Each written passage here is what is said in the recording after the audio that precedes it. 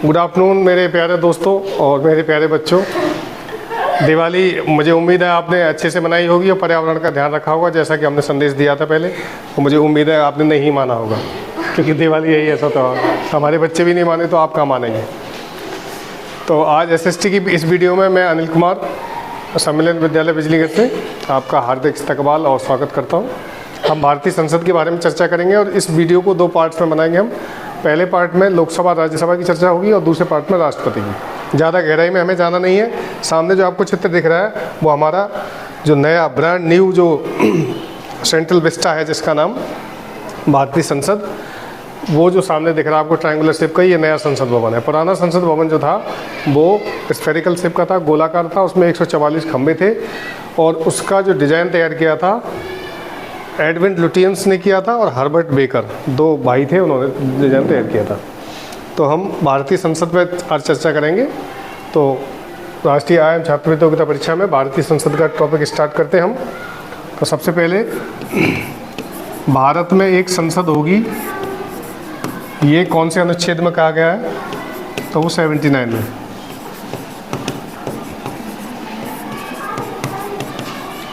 ये अनुच्छेद 79 में कहा गया है कि भारत में एक संसद होगा। और देखो यहाँ पे 2 प्रश्न बनते हैं। संसद शब्द जो है वो फ्रांस से लिया गया बच्चों, संसद शब्द लिया गया फ्रांस से। और संसदीय प्रणाली जो है कहाँ से ली गई है? बताओ, किसी को पता है? संसदीय प्रणाली आप कमेंट बॉक्स में लिखना कहाँ से ली गई है। संसदीय प्रणाली ब्रिटेन की संसद ली गई है, ब्रिटेन, ठीक है। ब्रिटिश संसद से, ये ब्रिटिश संविधान से संसदीय प्रणाली ली गई है। भारतीय संसद के मुख्य 3 अंग हैं बच्चों।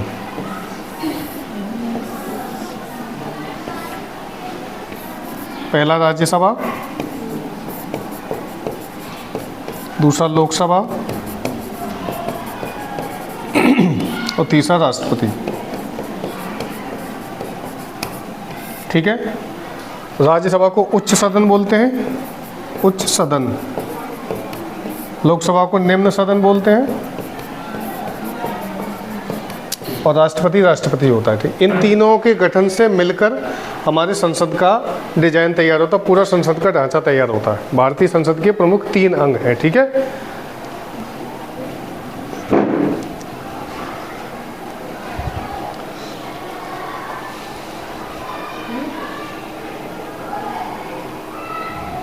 राज्यसभा की चर्चा अनुच्छेद 80 में मिलती है। भारत में एक राज्यसभा होगी, ये किस में कहा गया? आर्टिकल 80।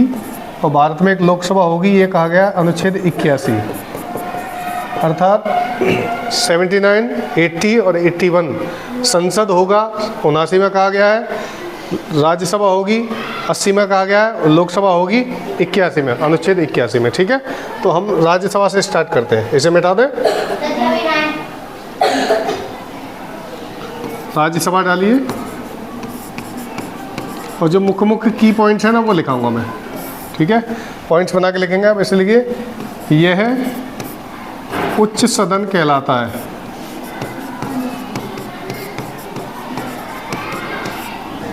ठीक है। राज्यसभा को कभी भी भंग नहीं किया जा सकता, राज्यसभा कभी भंग नहीं होती। राज्यसभा का जो सदस्य होता है उसका कार्यकाल 6 वर्ष का होता है। सदस्यों का कार्यकाल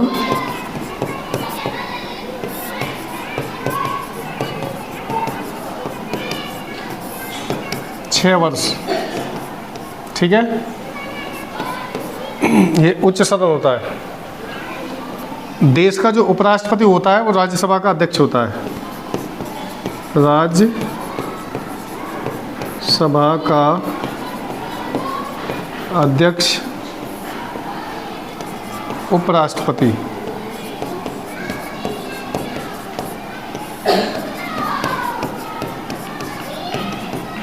उपराष्ट्रपति होता है, ठीक।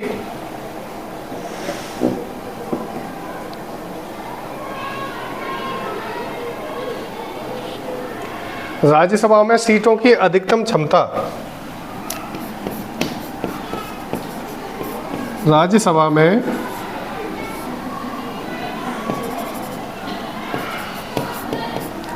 अधिकतम 250 सीटें होती हैं। कितनी होती हैं? 250 सीटें। लेकिन 245 पर ही देखा जाता है कि 245 सीटों को ही ऑक्यूपाई किया जाता है।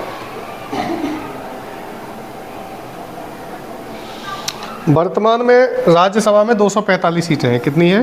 245। कितनी है? 245। 245 सीटों का बंटवारा कैसे होता है बच्चों?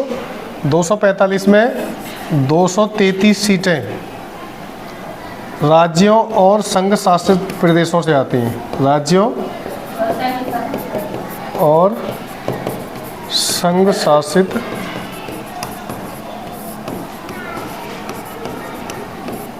राज्य और संघ शासित प्रदेश मिलकर 233 सीट बनाते हैं। 12 सीटें जो होती हैं बच्चों वो राष्ट्रपति मनोनीत करता है। कौन करता है?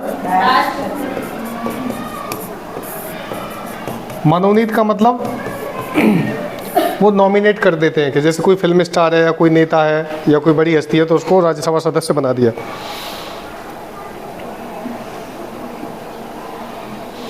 अब देखो इन 233 सीटों का बंटवारा देखा जाए कि 233 में राज्यों से कितनी है, संघ शासित प्रदेश कितनी, तो 233 सीटों में 225 राज्यों से आती हैं। कितनी?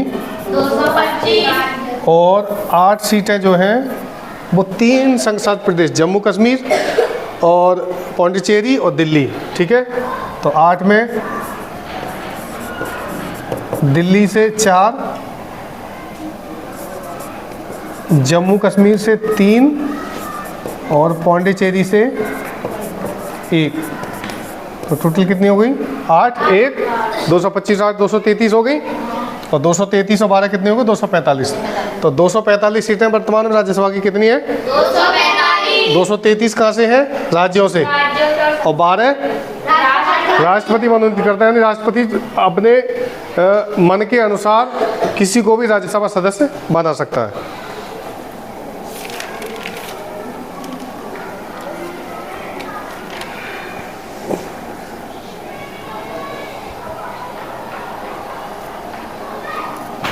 अब राज्यसभा का जो अध्यक्ष होता है उसका कार्यकाल कितना होता है?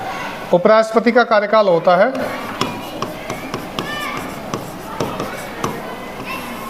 5 वर्ष। देखो यहाँ पे ध्यान रखना, एक क्वेश्चन कंफ्यूज करेगा आपको। जो सदस्य होते हैं उनका कार्यकाल 6 वर्ष होता है। कितना होता है? 6 वर्ष। और अध्यक्ष का कार्यकाल 5 वर्ष। 6 वर्ष होता है सदस्यों का, यानी राज्यसभा के सदस्य हर 6 साल बाद बदल दिए जाते हैं और हर 2 साल बाद उनका रिन्यूएशन होता है, दोबारा चुनाव होता है। हर 2 साल बाद उनको बदला जा सकता है। 1/3 रिटायर कर दिए जाते हैं प्रत्येक 2 वर्षों बाद, यानी प्रत्येक 2 वर्षों बाद 1/3 सदस्यों को रिटायर कर दिया जाता है।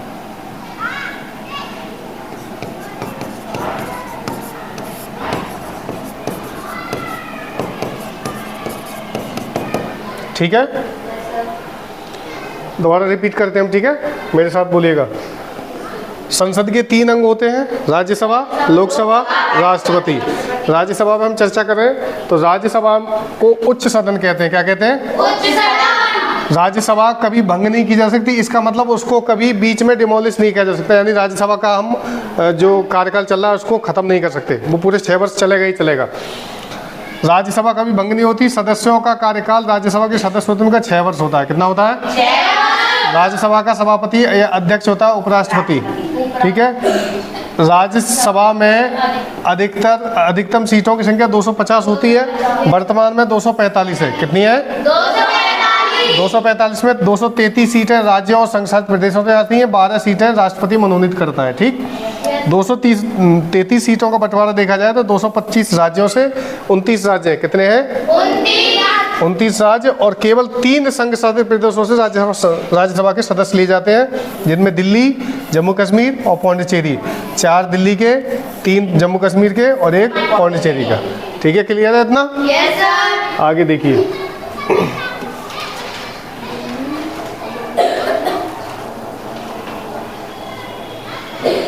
आवश्यक नियम व शर्तें हैं राज्यसभा सदस्य बनने के लिए। सदस्य के लिए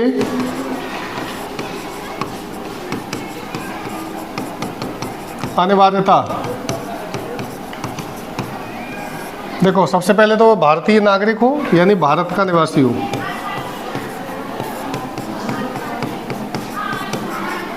और उसकी आयु अधिकतम 30 वर्ष हो। कितनी हो? 30 वर्ष। लोकसभा के लिए 25 वर्ष है, ठीक है। राज्यसभा के लिए 30 वर्ष है, और राष्ट्रपति बनने के लिए 35 वर्ष।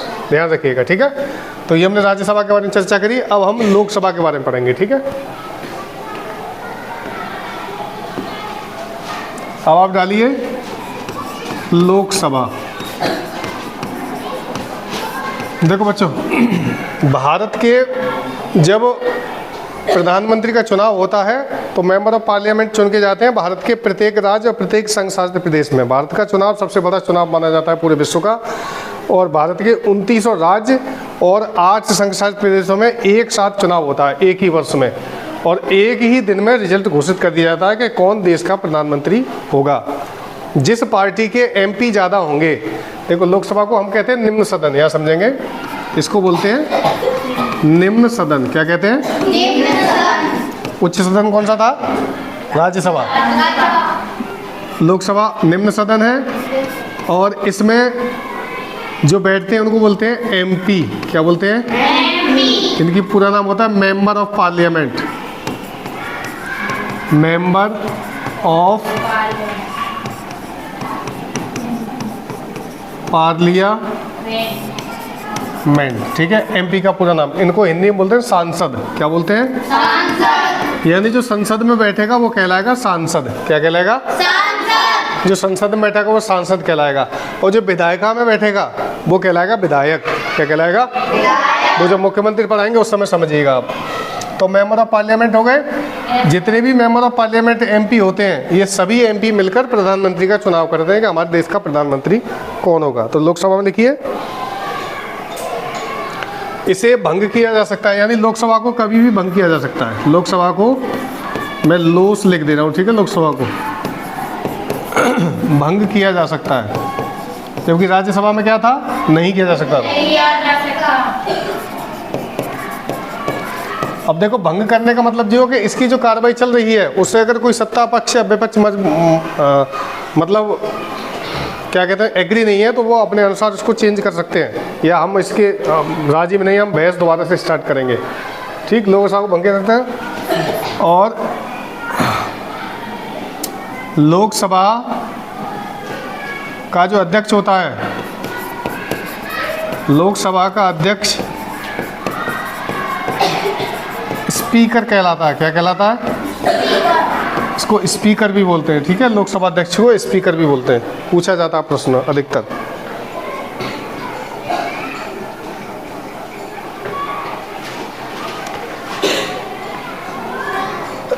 इसमें अधिकतम सीटों की संख्या 52 होती है, 552। लोकसभा में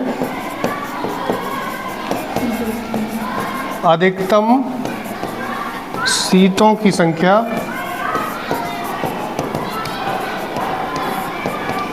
552 हुआ करती थी 2019 से पहले, ठीक है। 2019 में 109वें संशोधन द्वारा 2 सीटों को ख़त्म कर दिया गया। ये 2 एंग्लो इंडियन होते थे, एंग्लो इंडियन यानी प्रवासी भारतीय। विदेश में रहने वाले 2 भारतीयों को लोकसभा में जगह दी जाती थी, लेकिन 2019 में संसद द्वारा यह डिसीजन लिया गया कि संविधान में संशोधन किया जाए। तो संविधान में 109वां संशोधन किया गया 2019 में, और इन दोनों सीटों को समाप्त कर दिया गया। तो अब अधिकतम संख्या रह गई 550। कितनी रहेगी? 550। लेकिन चुनाव केवल 543 सीट पर होता है, 7 सीटें छोड़ दी जाती हैं। अब ये पूछा जाए कि MP कितनी सीटों पर चुने जाते हैं, तो आएगा आपका 543। कितना आएगा? 543 सीटों पर चुनाव होता है, ध्यान रखिएगा, ठीक है। राज्यसभा में कितना था? 245। कितना था? और इसमें 543। लोकसभा के सदस्य का कार्यकाल होता है 5 वर्ष। कितना होता है? 5 वर्ष। सदस्य का कार्यकाल 5 वर्ष होता है। कितना होता है? 5 वर्ष। राज्यसभा का कितना था? 6 वर्ष। राज्यसभा के सभापति का 5 वर्ष, सदस्य का 6 वर्ष। ठीक है। अब देखो 552 सीटों का हम 543 सीटों का ब्यौरा देखेंगे कहाँ कहाँ होती हैं।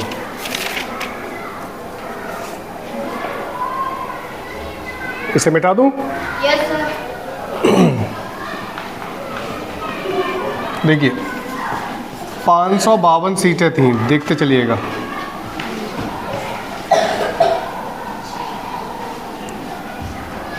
पाँच सौ बावन,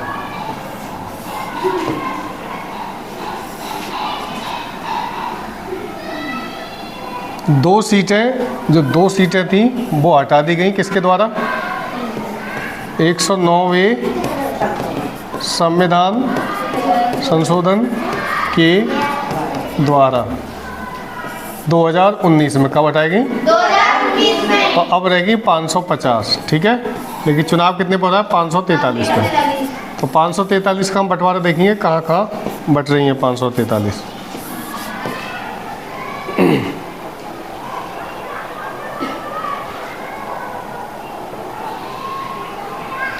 ,524 सीटें आती हैं राज्यों के हिस्सों में। कितनी? 524 सीटें राज्यों, और कितने बची अब? 19 सीटें आती हैं संघ शासित प्रदेशों के हिस्से में। 19 सीटें संघ शासित प्रदेश और 524 सीटों पर चुनाव होता है राज्यों के द्वारा। ठीक।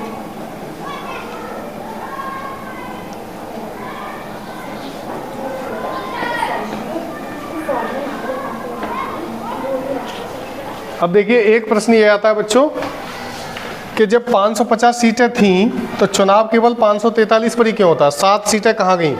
तो जो 7 सीटें हैं, यहाँ सीटों का मतलब समझ रहे हो तुम? कुर्सी मेज नहीं। संसद में कितने सदस्य हो सकते हैं उनकी संख्या है ये। सीट पे ही तो बैठेंगे सदस्य। तो लोकसभा में अधिकतम 550 बैठ सकते हैं, राज्यसभा में अधिकतम कितने थे? 245। ठीक है।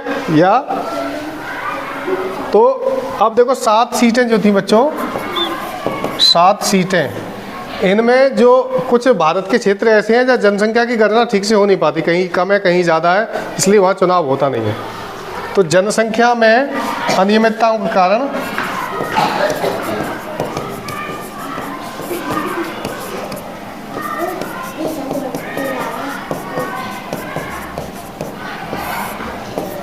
जनसंख्या की अनियमितता के कारण इन 7 सीटों पर चुनाव नहीं होता। तो भारत में लोकसभा का चुनाव जो होता है 543 सीटों के लिए होता है। कितनी है? 543। बोलिए कितनी?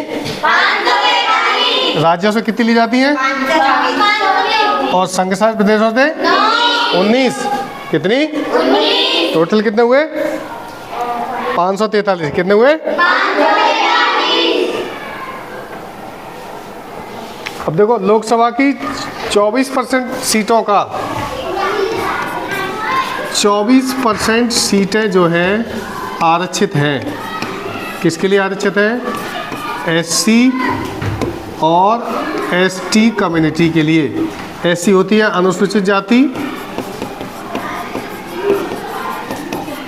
और एसटी होती है अनुसूचित जनजाति।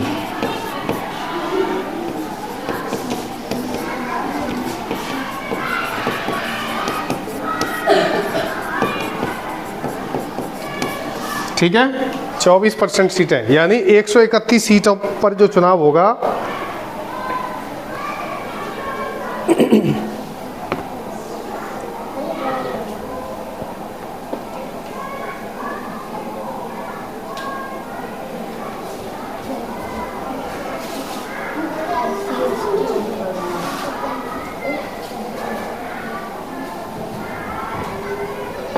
अब देखो इसमें क्या प्रॉब्लम बच्चों को? हाँ बच्चों क्या चाहिए? क्या है?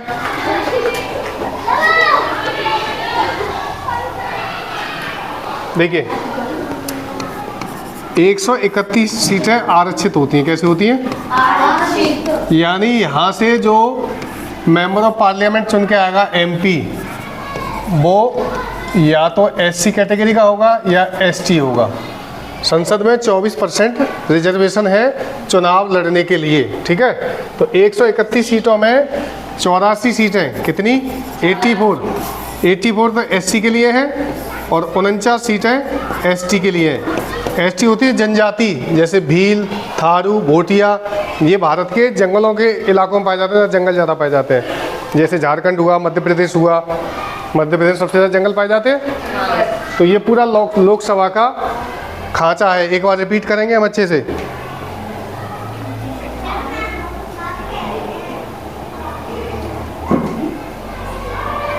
देखिए एक क्वेश्चन और रह गया। आपातकालीन स्थिति में लोकसभा के सदस्य का कार्यकाल कम से कम 1 वर्ष बढ़ सकता है अधिकतम। लोकसभा के सदस्य का कार्यकाल आपातकालीन स्थिति में यानी इमरजेंसी के समय 1 वर्ष बढ़ेगा। कितना बढ़ेगा? 1 वर्ष। केवल, ठीक है। अब रिपीट करेंगे हम दोबारा से पूरा वीडियो। संसद के कितने सदन थे, कितने अंग थे? 3। कौन कौन से? ठीक है। राज्यसभा में सीटों की संख्या कितनी थी? 245। कितनी? 245। कितनी थी? 245। लोकसभा में कितनी है? कितनी? 543 दिन पे चुनाव होता है, ठीक है। Yes sir. अब इसके कार्यकाल कितना है? 6 वर्ष सदस्य का। इसका अध्यक्ष कौन होता है? उपराष्ट्रपति। कौन होता है? और इसका अध्यक्ष कौन होता है? स्पीकर। स्पीकर। कौन होता है? स्पीकर। लोकसभा में 543 कौन चुने जाते हैं? एमपी। कौन चुने जाते हैं? इसमें 233 सीटें कहाँ से आती हैं? राज्यों से। कहाँ से? राज्यों से। और 12 कौन देता है? राष्ट्रपति। कौन? राष्ट्रपति मनोनीत करता है 12 सदस्यों को, ठीक है। तो 245 हो गए। अब 543 में से हमारे पास 524 सीटें कहाँ से आती हैं? और 19 सीटें कहाँ से आती हैं? 19 सीटें कहाँ से आती हैं? संघ शासित प्रदेशों से, ठीक है। रिजर्वेशन क्या है? 24% आरक्षण है संसद में, यानी 131 सीटें एससी और एसटी के लिए है। और अलग अलग कहा जाए तो 84 + 49, 84 + 49। एससी के लिए 84 और एसटी के लिए 49 सीटें। ये रिजर्व है, यानी इन सीटों पर और अन्य किसी जाति का व्यक्ति चुनाव नहीं लड़ सकता। ये रिजर्व है, संविधान में लिखा हुआ है ये। तो क्लियर हो गया ये? राज्यसभा लोकसभा में जो भी संभावित प्रश्न बनते हैं, अधिकतर ज़्यादा गहराई में जाएंगे तो हमें ये देखना पड़ेगा कौन सा किस संशोधन से बना है, और तुम फिर कंफ्यूज हो जाओगे। इनका तीसरा अंग रह गया राष्ट्रपति, उसको हम अगले वीडियो में समझाएंगे आपको, ठीक है। पूरा वीडियो देखिए और कमेंट में लिखिएगा कैसी पढ़ाई लग रही है आपको। और जल्दी ही मैं आपको श्रेष्ठा परीक्षा की एक नई वीडियो डालूंगा, जिसमें जो अनुसूचित जाति के बच्चे हैं उनके लिए एक सुनहरा अवसर है। पूरा वीडियो देखिएगा। मिलते हैं अगले वीडियो में। Thank you.